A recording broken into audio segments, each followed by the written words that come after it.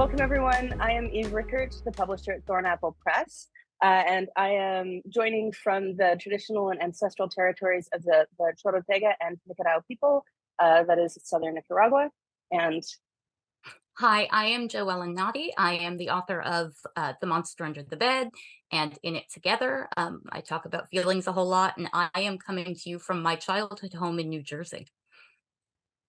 I'm so glad that I let you introduce yourself, because I know that people often mispronounce your name. And so now you've said it right at the beginning It's for all true. of us to know exactly It's how to true. pronounce it, because I may have gotten it wrong.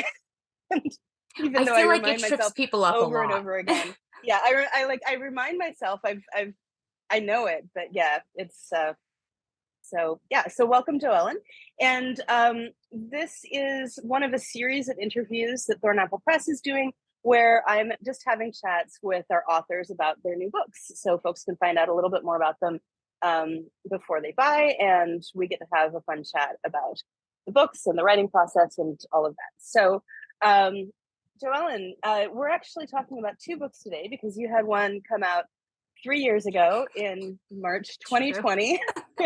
Yeah. And Best timing yeah, ever. yeah. So and you've got a new book coming out next month, and they're related, and so we're hoping that this will bring attention to both of them. So tell us about your books. Okay, so my first book, The Monster Under the Bed, wait, I have them both here. The Monster Under the Bed came out of my history as a sex writer and somebody with depression. And kind of realizing that there wasn't a lot super effectively addressing that for people. Like, people were just being told, what, like, depressed people don't like to have sex, or that's what antidepressants do, or whatever. So Monster started out as a book where I was going to say, see, you're not alone, other people are having this experience. And so I surveyed 1,100 people and I interviewed almost 200 more, but the interviews kind of changed what that book was, and it turned it into like Monsters. Half of it is talking about navigating relationships and keeping your relationships healthy, because you don't want to have sex with somebody you don't like anymore, right? So we may as well keep our relationship going well. And then the second half addresses sexuality. The first half was so, like, popular in that people kept writing me and saying, this is great information for anybody. Anybody who knows somebody with depression needs to know this. Uh, but because I know our world is weird about sex, I know saying things like, oh, your cousin has depression, buy this book about sex, would not go over super well. And that was what inspired me to write the second book, In It Together. And In It Together takes that first half of Monster and just kind of explodes it, right? So we spend a lot more time on kind of a lot of the same stuff, but then we introduce whole new things that I didn't even think to say back then because I didn't know them yet. I did another series of interviews just to kind of get people to talk outside of sex about ways people have supported them, ways people have failed at supporting them, and what they think people should know. And all of that made it into the second book. And the audiences are quite different as well, right? Because Monster is more for partners of depressed people, and In It Together is really for anyone who has someone with depression in their lives. It's true. Yes, From and this is going to sound like something I'm saying just because I wrote them, but I feel like if your partner has depression, you really should read both of them. Like, it'll benefit you greatly. But yes, if your partner has depression and you're trying to figure out the sex piece and the relationship piece and all of that, Monster is the book for you. But if your Mhm. friend, running partner, coworker, cousin, sister, whoever has depression, In It Together will meet you right there without any me talking about sex. Right. So let's talk about, you actually answered one of my original questions, which was how the second book sort of came out of and diverged from the Yeah. first one. So let's talk about some of the like the key differences and expansions between the first and the second book. And I have some notes from our discussion. So you mentioned chapter 4 and letting go of the need to understand before we can help people. You want to talk about that? Chapter 4 is my absolute favorite chapter of this book, actually. So fun fact that's actually really depressing, but it's going somewhere good. I wrote this book in the immediate wake of my mother's death, which Mm, means that I wrote it and I remember almost none of writing it. mm. But one thing I remember is sitting at my computer one day and making a note that said, put in a section that tells them they don't have to understand. And I envisioned it as like a subsection of a subsection, like this little thing. And then I started writing it, and it grew and grew and grew and is now its own chapter. I think a place where people go wrong.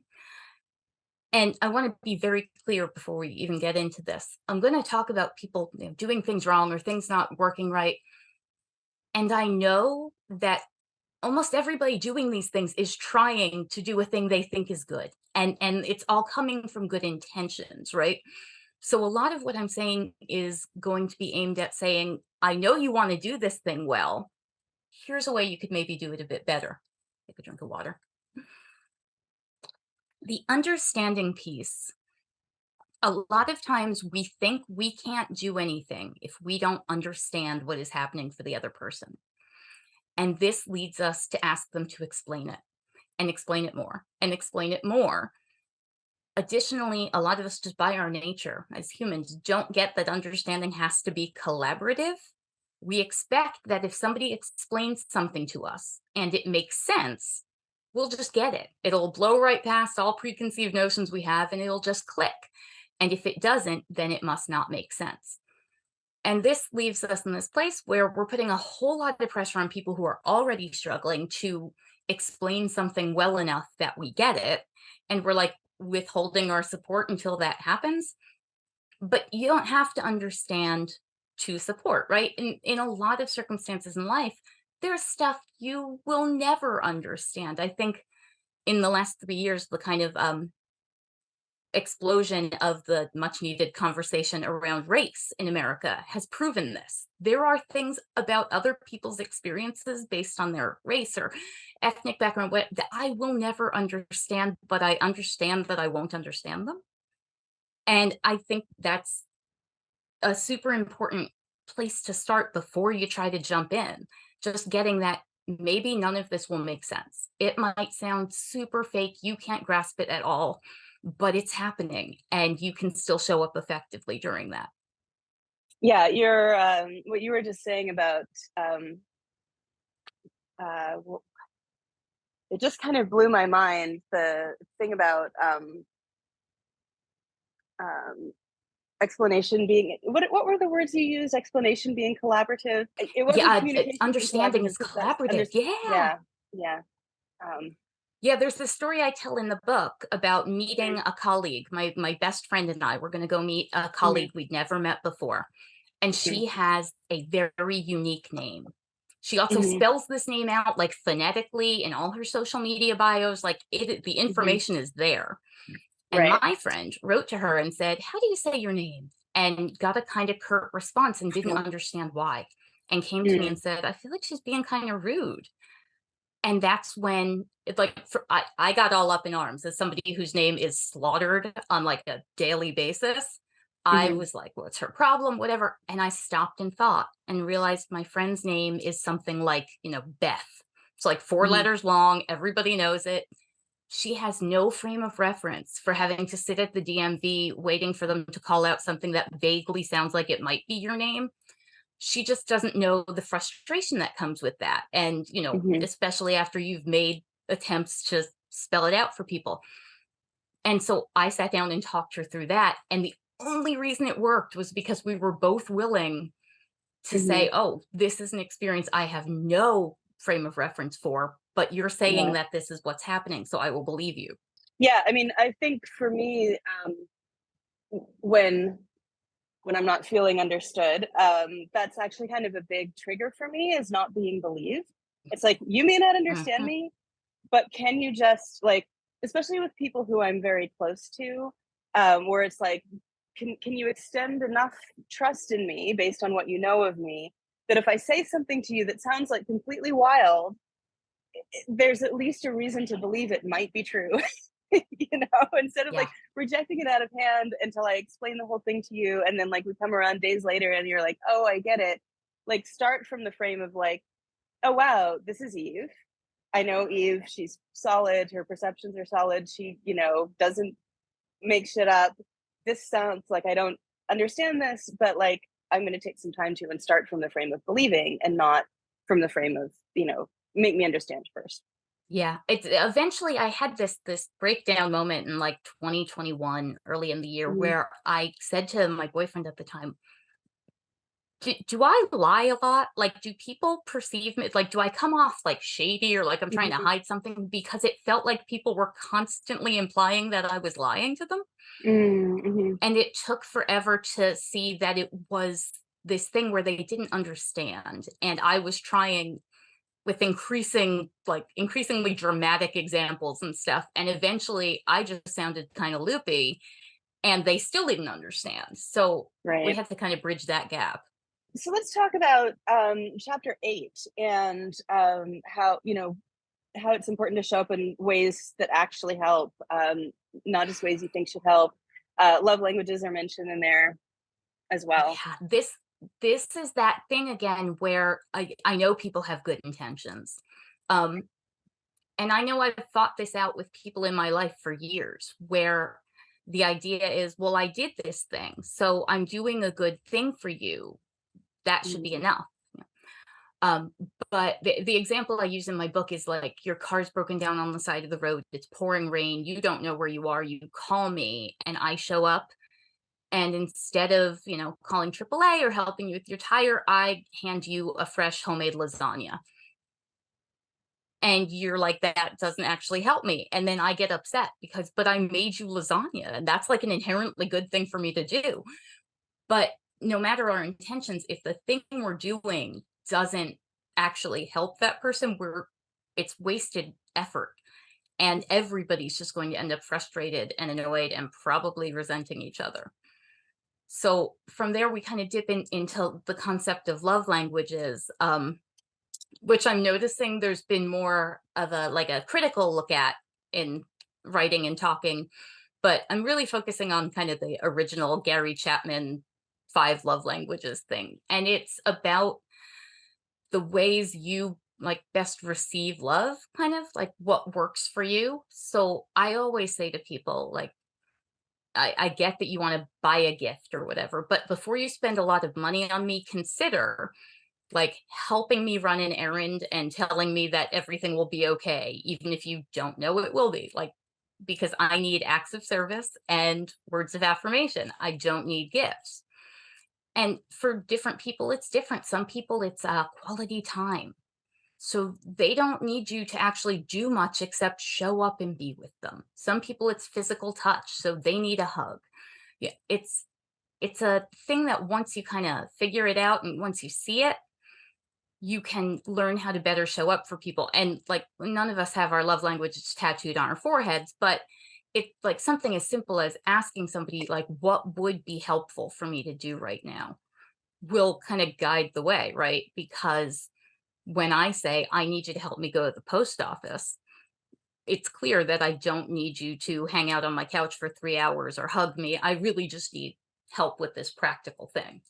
And in fact, sometimes that can be really exhausting if you're, struggling with a mental health issue and suddenly you've got a guest who you feel responsible for several Yep. hours. And it can come with a lot of guilt too, right? So, like, Mhm. why am I not just so grateful that this person bought me this expensive thing? But Right, actually, the expensive thing hasn't helped my situation, even though it was very right. nice of them to do. Yeah. But yeah, and yeah, my brain then tells me, see, you're a terrible person. And they're going to know you're, Mhm. because depression, it's a jerk. Yeah. Yeah.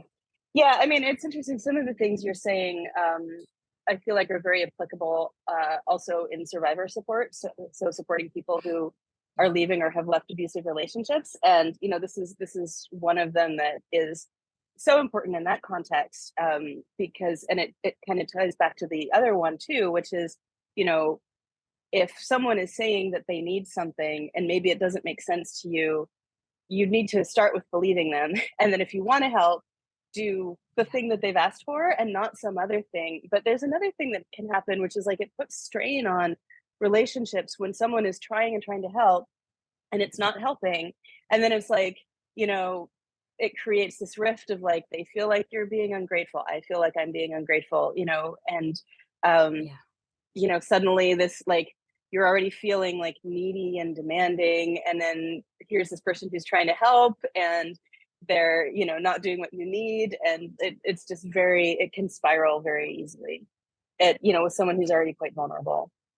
And something that is a big theme in both books is I think depression gets viewed as this thing that'll show up and destroy your relationships, and Mm, depression by its nature will just kill your connections with other people. And what I learned in the process of getting ready for the first book actually was that for a lot of people it's not anything depression inherently does. It's mm, resentment. It's resentment that they're not taking care of us the way we need to. It's resentment that we're not receiving the help they're giving the way they want us to. It's resentment when we're not having sex. It's resentment, like, it just builds and builds and builds, and like, of course then we don't want to be around each other. right. Wow. Yeah. So in chapter 9, you talk about, you know, don't let the perfect be the enemy of the good, and abolishing Yeah. phrases like "Why don't you just?" "Can't you just?" Things like that. You want to talk about that? Yeah. So I think something that probably was always a thing, but the internet has made just so constantly present in our lives, is this like Greek chorus of people telling us the better way to do the thing we're doing, or Mhm, the like one upping, or and I see it a lot with depression, and exercise is a big place this shows mhm, up, right? Because people see an article that says activity can help depression, and what they read in their head was jogging cures depression, and they don't understand why you're not doing it. So you take the steps you can, like, take, like, you have the ability to do, right? So for me, that's like I start walking my dog around the corner. But people decide, oh no, that's not enough. You have to do an hour and a half of cardio every day, and you have to do the end. The thing people don't understand is that the odds of somebody hearing you say, good job, it's great that you took that step, and saying, well, I'm done, don't have to try anymore, are so slim compared to the odds of you saying, that's not enough, you have to do way, way more, and them getting super frustrated and giving up. So this thing about, like, letting perfect be the enemy of good, which I do literally constantly, right? It kind of stymies our progress, because we start freezing up because, well, I can't do it perfectly. It took me 5 years to write my first book. Why? Because I couldn't do it perfectly. And so I just didn't do it. I went around in circles. And that's kind of what we do when we decide, one, that there is a best way to do things, two, that we know that way, and three, that we're not going to let it go until the person does it that way that we know is best. and then we're back to the resentment again. Yep. Yeah. So what would you recommend to someone, um, who does wanna offer advice? Can you do it? Is there a way to do it? What would you say about So that? there's a conversation that comes up actually in both books. It's the idea of when somebody comes to you with, let's say, at this moment in crisis, right? Asking them, do you right now need empathy, strategy, or distraction? And actually, one of my readers told me they added space. So the second book adds space as an option. And you can, phrase that way when somebody is coming to you upset and you need to figure out what to do. But honestly, in the day to day, you can say to people, like, I see you're struggling with this. What would be helpful from me right now? And then you can let them decide, like, is it encouragement? Is it, do I need you to say it's great that you walked the dog today? Or is it, advice? Is it, and a lot of people I've noticed have taken to asking directly, are you looking for advice on this? Are you looking for input? Because sometimes people desperately are, right? I ran around while writing Monster. I kept reaching out to people and saying, how do you even write a book? And everybody thought what I needed was encouragement. So people were like, you've got this. And I was like, I legitimately do not have this. How do I do this? And so I think, as we all get better at kind of clearly saying, this is the thing I need from you, a lot of this stuff kind of gets untangled. So for the second book, I was able to say, I'm concerned about what process I should follow to write this book. And then I found like answers and suggestions. I always joke that I need to get really successful really soon because I'm running out of different ways to say, for fuck's sake, talk to each other. But a lot of it really comes down to, for fuck's sake, talk to each other, which I know is hard for people. I hear you folks. I know it's difficult, but it helps so much. Yeah. Another thing that I've seen done and that I've tried a few times myself is just, especially when it's something that I've personally been through and I know what worked for me, and maybe it took me years to find that thing. And of course, I want to share it with someone who's struggling with that. I don't want them to wait years, right? So I'll say, um, wow, I've been through, I had that same medical condition, that same mental health condition, whatever. Um, I was able to resolve it. If you want to know what worked for me, let me know. Yeah. Yeah, a lot of this stuff is about, letting people know you're available, right? Mhm. Should they need that. A phrase I kinda harp on in the book is, "It's not my place." I think a lot of Mm. people use "it's not my place" to not give input, to not show up to support, whatever. And I use an example of, when I was living in Portland, I isolated really hard for a couple of years, and somebody I barely knew sent me a message, and, they did it so beautifully. I don't even remember who it was, but I remember it almost word for word. It said, "Listen, I've heard that you're going through a lot of stuff. I have experience with that stuff. I know I'm not close to you, and I might not be, your choice for who to talk to, but if you want to, I'm here. And so I'm willing to have that conversation, but I understand if you don't want to have it too." And that was like earth-shattering for me, because knowing that this person was there and had input that could help me, but also understood if I wasn't in the place to receive that, it was weirdly an amazing act of support, even though, like, nothing actually happened.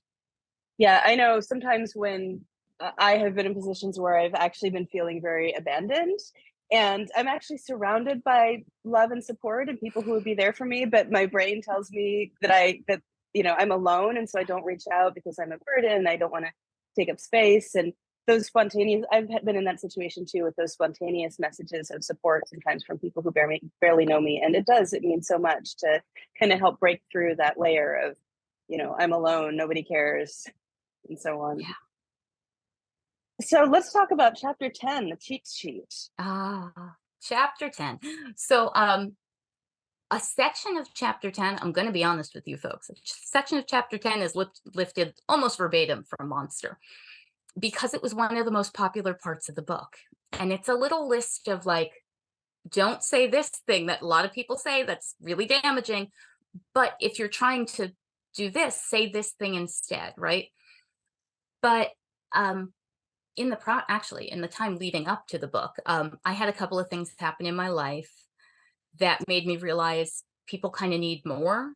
And I also wanted to give people things they could use the moment they got the book, right? So they didn't have to read the whole thing. They could flip to chapter 10 and see some stuff. So one of the sections in chapter 10 is literally ideas for texts to send to your depressed friend or relative. And it grew out of a friend who I know loves me so much and is so supportive. And when I was in a really bad place, she texted me, "How are you doing?" every single day. And it nearly broke me. So I talk about like why that was a problem. And here are some things you can do instead. And it's even practical things. Here's ways you can help somebody and steps you can take and things to understand when you understand that you don't understand, right? I feel like that's getting really meta, but there's a section in there that's literally, you know, that you don't understand the depression experience, but you need to at least understand that it's different person to person. So don't put that pressure on your friend to be like your other friend was when they had depression or whatever. It's basically a really kind of easy way to get right to the meat of like, what do I actually do? Even if you haven't read the whole book, which you should, because it's really good, guys. Um, actually, when you gave the "How are you doing" example, that's verbatim something I have been through as well, and I even explained to a friend of mine who was doing that, yeah, doing it almost every day, and a very obvious act of care, and was so it took so much energy to engage with, and I Yeah. explained to her why I didn't want to hear that. I recognized the intent, but I didn't want to hear that. And then her response was, "Yeah, I get that, but really, how are you doing?" Yeah. So, Yep. um, tell us about why that's a problem. So for me, the way I think of it is when I'm struggling with depression, my brain is a terribly unpleasant place to hang out. So Mhm. what I really don't want to do is have to like turn on the light and look around it every day and say like, what's going on now? Because what's going on is unpleasant and I don't want to look directly at it. Additionally, I for me, there's something, yeah, this is the only word I can put with it, humiliating about having to say like, yep, still not showering. Yep, still on my couch. Like, and it's I talk about this in another section of the book, this fantasy that a lot of us have that we will get past the depression and no one will have noticed it happened. Like, no one will have known that we were not showering and not leaving our couch because we rose phoenix like from the ashes and now we just are awesome. And having to face the fact that people know and that someone knows every single day Mhm. is brutal on the depressed brain. Yeah, I remember after I left an abusive relationship, it took me it took me a month before I had a moment where I wasn't suicidal because I'd been suicidal for years before leaving. And then it took me another year before I was able to smile, like to genuinely smile. Yeah. And another year after that before I was able to laugh. And in that time, to be asked how I was doing was just like, Yeah. it's the same. It's the same day after day. Like I'm numb, everything's gray. I'm just scraping by day after day. Like probably dissociated a lot of the time. Like, what do you want to hear? Yeah. you know? And I know Yeah. they're trying to say, I care about you and I'm thinking about you. So just say that. Ask me what I had It's for true. breakfast. And I always say, I steal this directly from a conversation I had with my mother in the early 2000s. I was working in theater in New York and circa 2002, and I don't know, it might still be this way. That really meant a lot of people wanted you to work without getting paid because that's how theater works, right? And I kept being excited when people would like let me direct things and whatever. And every single time my mom would say, "Does this one pay?" And so eventually I said to her, "Mom, you have to understand, when one of them pays, I'm not going to forget to tell you that. I'm going to be so excited about that that it will be what I lead with." And I Mhm. think it's the same with the "how are you doing" question. Like when I feel better, like you're not going to be out of the loop. I'm going to be texting everybody to be like, "Oh my god, I laughed today," Mhm. or whatever. Yeah. And so I think people need to understand you're not going to miss the positive turn by not asking about it every day, but you are going to remind people that it's not happening by asking about it every single day. Yeah. Yeah. So I don't want to talk about everything on the cheat sheet because we want people to get the book. But could you pick maybe one or two of your favorite examples from the cheat sheet of things that people could apply? Oh, okay. Wow. There's a lot in there. Hmm. Or just pick one at random to share if you don't Yeah, have favorites. I got the book is right next to me and I kind of just want to Uh-huh. like flip it and see where we land. Um, so, all right. Oh, well, we landed in the conclusion. I overshot it, folks. It is the last chapter of the book prior to the conclusion. Okay, so we've landed we've landed at such a fluffy one, and I'm so excited about it. We are in the section of texts you can send somebody, And I'm about to say something controversial. GIF. I don't know if we've decided on GIF or GIF. I'm never sure. But the animated images. And there's a section that literally says GIFs, just GIFs, seriously. Because they can be this low pressure way of communicating an idea um, that will possibly make the person smile. It can let them engage with you without having to type something out.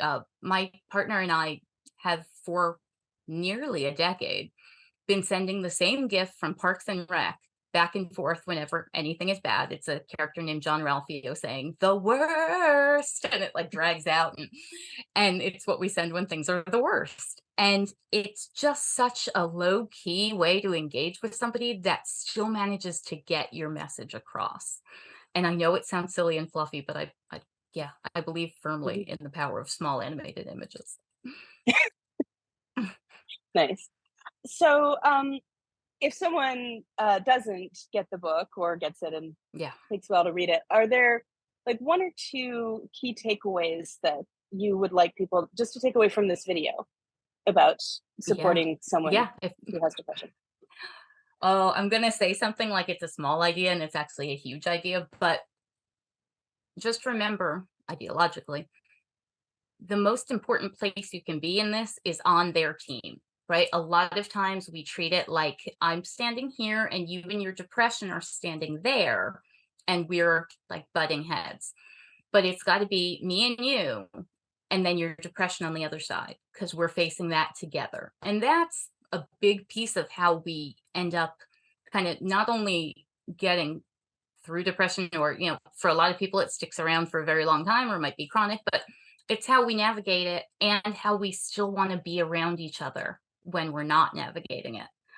The Mhm. other thing I tell people is there's a thing called ring theory. And what ring theory does is it envisions everyone in your life on a set of concentric circles, right? And the person who's experiencing the trauma right now, let's say the person with depression, is at the center.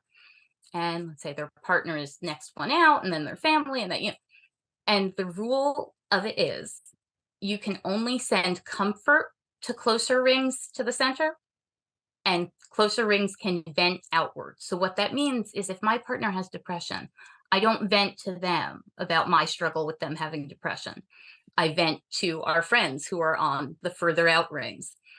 My partner can't support me because they're a mess right now and they're in that center circle. But my friends on the outer rings, they can support me. So it's comfort in, dump out. And it's a great system for like making sure everybody gets the support they need without kind of harassing people who are in no position to give it. I want to add a little bit of nuance to ring theory, though, because I think that there's Mhm. something about it that people often misunderstand, which is when you're talking about, don't dump inward. It's don't Mhm. dump inward about the thing that you're supporting this person for. So I think the Yes. original person, because I have found people who've applied ring theory to me when I've been struggling, it's left me feeling even more isolated because it's like, I Mhm. want to hear about your messy divorce. I want to hear Yeah. about your money troubles or whatever it is that you're struggling with. Like, you don't have to cut me off from that because I'm struggling with stuff too. It's like Yeah. I want to feel like a person. I want to feel like your friend. And hey, it maybe is going to take my mind off my issues for a while. And so Right. one of the really hard things for me when I was going through some of the most difficult periods of my life was that people stopped talking to me about what they were going through, because and I think it was because they'd heard this idea, like, don't dump Yeah. inward, don't get bird like, don't give me more to deal with. And it's like, well, I just want the connection. I want the friendship. I Yeah. want to be able to support you too. Yes, the answer in all of this is almost never avoid your friend who has depression. That will never be the way to support them. Hmm. um, if I'm at the center of the ring with my Hmm. depression, don't come to me and say, God, your depression is so hard on me. But you can totally come to me and say, oh my God, you won't believe what my boss did, right? It's a different set of things. The original article it's based on is about a woman who had breast cancer. and had a Mhm. friend like break down on her about how hard it was for the friend to watch her have breast cancer.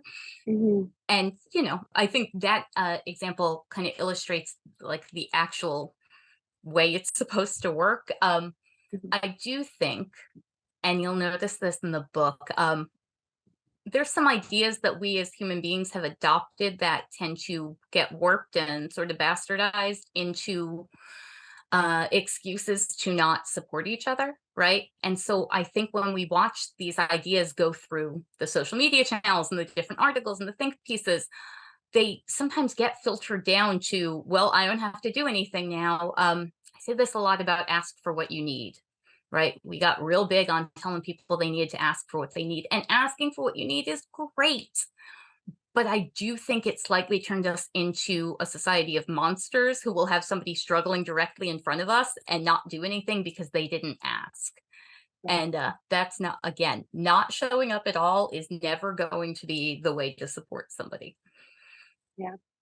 Another thing that so I got one of your stickers from the crowdfunding campaign. It's on my tablet. The one that says "None of us are broken." And I Yes. actually backed the campaign specifically because I wanted that sticker. And I love it so Nice. much. But I knew someone once who liked to call people broken, people who Mhm, had bad trauma or disorganized attachment or mhm, whatever. And they'd say, yeah, yeah, she's really broken. And so when I saw that, and this person was not uh, I don't think a particularly good person. So when I saw that sticker, I was like, mhm. oh wow, I really love that. Can you talk about the where that came from and why you decided to put it on a sticker, So, if you want? where that actually came from was when I recognized, okay, so I started off with a sex blog, right? Called the Redhead Bedhead, which is an adorable name that nobody has ever seemed to notice makes absolutely no sense. But it's my site was, I went on a cross country tour of sex shops and I would review vibrators and I would write funny articles about doing it songs, right? But as I started to dip back into depression and as that became a more relevant topic to what I was doing, I recognized that that site I had, Redhead Bedhead, Saving the World from Mediocre Sex, didn't really reflect the work I was doing anymore. Um, and some very, very kind gentlemen on Twitter made sure I knew that I was talking about depression too much for that to be reflective of what I was doing. They were not kind. Um, Mhm. but I sat down one day and I said, "Well, what are we doing then? What is my work now?" And I said I knew it was sex and it was mental health, and I was like, things always sound better in threes, right? JoEllen Notte, sex and mental health doesn't have the same ring to it. It makes me sound like I have an office. Um, and all I could think was, well, the only other thing is like constantly telling people they're not broken. That's always been my thing. That popular vibrator doesn't work for you. That's not You're not broken. Like just because it works for everybody else, right? And I sat with that and I kept trying to find a way to express that and something cute and fun. And I didn't find anything different. And I was like, maybe that's just it. Maybe my thing is sex, mental health, and how none of us are broken. And I've gotten some pushback on it over the years because, um, well, largely because of a form of pottery that exists. I feel like I don't know enough Oh, the to describe this right. kintsugi, I think is how you the with the gold. Yeah. With the gold, right? So something is broken and it gets filled in with gold and the thing becomes beautiful because of the way it was broken. And a lot of people find comfort in that, in like navigating their experience. These things that have maybe broken me have made me the beautiful, complicated person I am. And I totally get that. I When I was freaking out about how to write Monster, I worked with a freelance editor who loved an anime where the theme of like we're broken but we're still amazing, or I don't know, it just kept coming up over and over again, and we finally had to have a conversation where I said, I'm not taking that out of the book. That is my professional brand. I can't change that for anime. Like it's not. But I know that some people aren't as opposed as I am to the idea that we're broken, right? and they find power in that and strength in that, and that's great if that works for you. But I know so many of us are wandering around thinking like, "Why am I like this? Other people aren't like this. This is the wrong way to be. I need to fix myself." And no, you're for the most part doing great. Yeah. Yeah. Yeah. Um, is there anything else that I haven't asked about that you wish I'd asked or that you haven't gotten to say yet that you would like to say? I don't think so. Yeah. Okay. Do you have any questions for Yeah. me? I was gonna say I'm not positive I've said things that were helpful. Oh no, this has been great. This has been great. Oh, you know what I'd love to talk about with you? Sure.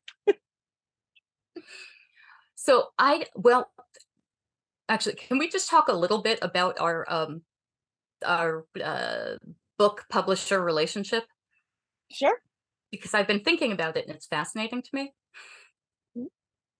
So I first ended up, well, okay. So how Monster ended up with Thorntree, I don't know if you remember this, but in 2016, I spoke at the Woodhull Sexual Freedom Summit, and it blew up really big on Twitter. We were trending alongside the Olympics. I found that to be cool. Wow. But I stepped off that stage and I already had a Facebook message from you saying, "We want your book."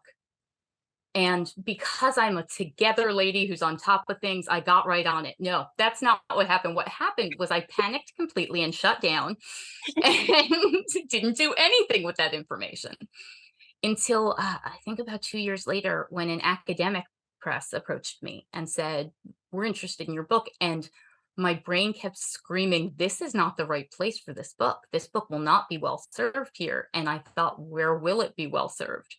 And that's how I ended up bringing it to you, and you thankfully were still willing to publish it even after I I was ran really away and excited panicked. about it. But then when I got the idea for the second book, my brain was probably not helping. I was convinced this would not be something you would be interested in at all. And I believe my initial pitch was, "Eve, I have another book. You're not going to want it." And and one of the great, like, privileges of my life is that you did want it, and I got to write it, and, again, feel like it is in the exact right place for Yeah. it. But, I guess I'm a little interested in why, because a lot of people did not want to talk about these things, and so I deeply appreciate that you did, but I'm a little curious about it. Oh, I mean, the question like that popped to my mind as soon as you asked that was why not? Like, why wouldn't I want this book? It just seems so obvious to me how important and necessary it is as a resource. And it just fits perfectly. I mean, I don't actually remember sending you that message after Woodhull, but I absolutely believe that that happened. And Yeah. I've gotten a couple of great books that way. I mean, Polysecure came out of a talk that Oh, Jessica Fern gave at Polysecure. Southwest Love Fest. So yeah, um, so yeah, if I hear something that really inspires me or that I just think is a message that needs to get out there more broadly, I'm immediately like, please let me publish your book. But um, yeah, I mean, I think probably it may have resonated for me specifically at the time, and it was a resource that I just wished existed. But um, I mean, it's like you said in the subtitle of Monster Under the Bed, the conversations we aren't having, people Aren't having. aren't talking about it. And so, at the time as well, Thornapple Press started out as Thorntree Press, and Thorntree Press started out publishing books on polyamory in its first couple of years. And it was in 2016 that it started branching out a little bit. And, we published a book on bisexuality and then a book on consent culture. And so I was trying to expand the remit of the press to include more books about sex and relationships, but from a very thoughtful and compassionate perspective, especially one that books that had a strong ethical frame to them. And I feel like your work really fits into that. And um, we want to make the world better through better relationships, and that's what these books are about. So Well, thank you for doing that and for bringing me along, like, for this ride, because as somebody who spent a lifetime being told I was, too sensitive and, like, Mm, nitpicking on the emotional things that nobody cares about, nobody notices, it's amazing to have a place where I can write about it and it can get out to the other people who were like, "Oh, I was always told that, that wasn't a big deal. Nobody else minds that and whatever." And it turns out a lot of us think it's a big deal. We just feel like we're not yeah. allowed to. Yeah. Yeah, for anyone who's watching this who might wanna write a book, we are the press for the sensitive overthinkers. So please pitch us. Can we put that on a sticker? I would buy Maybe that. maybe that should be our new tagline. When we rebranded last fall, we took a while, trying to think of a new tagline, which right now is fresh thinking on love, sex, and ethics, but it can evolve. Yes. So, where can we find you? Where can people who wanna learn more about your work find you? You can still, after all these years, find me at redheadbedhead.com. You can also go to joellennotte.com. They are the same website. I am on social media, Instagram, Facebook still. I don't think anybody's following me there, but and Twitter for the time being. We'll see how that goes. And all of those is just my name, JoEllen Notte. And Um, we'll put if the links I was into gonna the description as say, well. I should Yeah. tell them how to spell that. Yeah. Yeah. And so we mentioned at the beginning of this video that Monster Under the Bed came out in March 2020. And you want to talk about sort of what happened with the launch around that, and then use that as a lead Yeah. into what you have planned for the new book. Absolutely. So I mentioned earlier that I toured sex shops at one point. And so that gave me this great framework and contact list for like places all over the country I could appear. In my super depressed state, why this didn't occur to me as a bad idea, but I was very excited. I planned this 13 city, 15 or 16 stop tour. I was going to go all over the US and Canada and promote my book. And I announced that tour on March 11th, 2020. And that night, Tom Hanks got COVID and the NBA shut down. And so the next morning, I announced the cancellation of that tour. And we did some online events. Some of the places that I was going to speak with had me do things online. But really, 2020 happened. I was where the rest of you were at the time. Yeah, I was on my couch. Um, what was great about that is my dog pops up in a lot of the interviews. He's like walking along the back of the couch, and it was very cute. I mentioned to Eve earlier, I'm a little thrown by how to handle promoting a book now because the part of my brain that likes to yell at me is like, plan that 13 city tour, get on the road. Um, but the world is so different now. And frankly, I'm different now. And frankly, my dog is elderly now. And so I have neither the like mental or physical wherewithal to do that type of thing. So what I've been looking at more is things I can do that are more accessible. Or live stream events. Actually, well, no, I was going to say this Wednesday, but I have no idea when you're seeing this video. But I am setting up some in-person stuff, but it's a lot more internet-based stuff where people can listen to the conversations and get the information and not have to go sit in a crowded room if that's not something that's comfortable right now. So keep an eye on my website at redheadbedhead.com/events. And every time there is something like that, I will put it on there. I'm also working with more book clubs, and I got a request to do my own like guided book club with the new book. So I'm considering that. So just keep an eye out. I will keep you posted as to what's going on and when, and I will try to keep it as accessible to as many people as I possibly can. Great. And if you're looking to buy the books, you can go to JoEllen's website. I know, JoEllen, you have Sure. affiliate links on there, or our website, thornapplepress.ca, and then click on the link for our books, and both Monster and In It Together are listed on that page. Yeah, there's even an exciting So, thing where you can buy them as like a combo pack now. yeah, yeah, we have Yeah. a bundle. Yeah. So yeah, so look for the bundle. Um, Great. Well, thank you so much. This has been really great. I think there's some really important wisdom in this interview that is going to help people right away, even before they get your books, which of course they will after watching this video. Thank you. I really hope so. You might recall when Monster came out, I was a panicked mess. With this book, I'm just so excited to like get it to people's hands and Good, talk about the stuff. So yeah, let's good, do that, folks. great. Well, Joellen, thanks for being here. Everyone else, thanks for watching.